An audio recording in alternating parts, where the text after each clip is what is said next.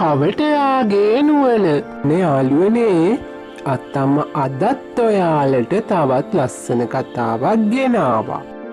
ඇතේ පිට ගම්මානයක කවටපාල කියල මනුස්සෙක් ජීවත් වුණා. මෙයාට කවටපාල කිව්වට මෙයාගේ ඇත්ත නම පාල. ඉතින් මෙයා කරන වැඩත් එක්ක මෙයාට කවටපාල කියල තමයි හැමෝම කතා කරේ. කොයි වෙලාවෙ බැලුවත් මෙයාගේ කටේ බුලත් පිටක් නං වරදින්නේ නැහැ. සොමපාල්ලමයෝ බරටම වැඩ වගේ මොකො මේ ගම්මිලිස් බරටම කඩලා ගෝනිවල ගම්මිලිස් කොල එකතු කරන්න ඉන්න. අන්න මේ කවටයෝ ඉහිලුන කර යන්න මම මේ මහන්සි වෙලා බුලත් කඩනවා. ඒ මදිවට ඒව ගම්මිරිස්ලු. අද මොකද්ද මං කරන්නේ?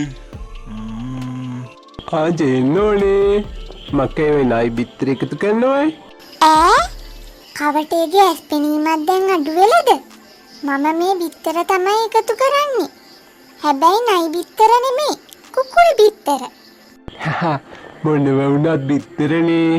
අපිටත් බැරිය බිත්තරයක් දෙකක් ගන්න. බිත්තරයක් දෙකක් නෙමේ 10ක් වුණත් දෙන්න බැරිය. කාසි දෙනවනම්. ඔහේ කවද්ද කාසි වලට බිත්තර ගත්තේ? අනේ මට නැති නයි බිත්තරයක් නෑ. මං යනවා යන්න. කිරිවේරට මල් නෙළුවට මගේ මතකය මට සුවඳයි. මල් අරගෙන යන ඔයාට සම්මා සම්බුදු සරණයි. හේරතු නැහැ මොකුත් වැඩක් පලක් එහෙම නැතේ කීයක් හරි හොයාගන්න පුළුවන්. මේ දවස්වල ගෙදරටම වෙලා ඉඳලා සතේ අතේ නැහැ. කවටයෝ පහල වෙල්ලයා යද්දර මගේ හරක් ටික ඇති. උන් ටික එකතු කල්ලා කොහෙන් හරි හොඳ තරක් බල්ල ගැට ගැහුවනම් හවස්සල කාස කීයක් හරි දෙන්න බැරිය. ඕක මොකක්ද මහ වැඩක් ය මම කල්ල දෙන්නංකෝ. හරක් බලාගන්නේ මං කාසිවන්නේ මං චිචිචින්ටි. මේ ඉන්න හේරතාගේ හරක් ටික උන් ටික කොහෙටද දක්කගෙන යන්නේ? ඔන්න ඉතින් වැඩේ ඉවරයි. මහ වෙලාවක් ගියෙත් නෑනේ. හේරතාට දැන් හරක් ටික හැමතැනම හොයන්න ඕනෙත් නෑ. එකම තැන ඔක්කොම ටික ඉන්නවා. කොහොමද ඉතින් කවටයාගේ මොලේ? මේ කවටයට වැඩක් බාර දුන්නොත් ආයි කීරි ගහට යන්න වගේ තමයි. ඔන්න ඒ වැඩේ ඉවර කරපු කවටයා ආයෙම කුඹුර පැත්තට යනවා. ගලනා සීත ජලේ දිලනවා නිලට ඉලේ නනනනනනනනනනන.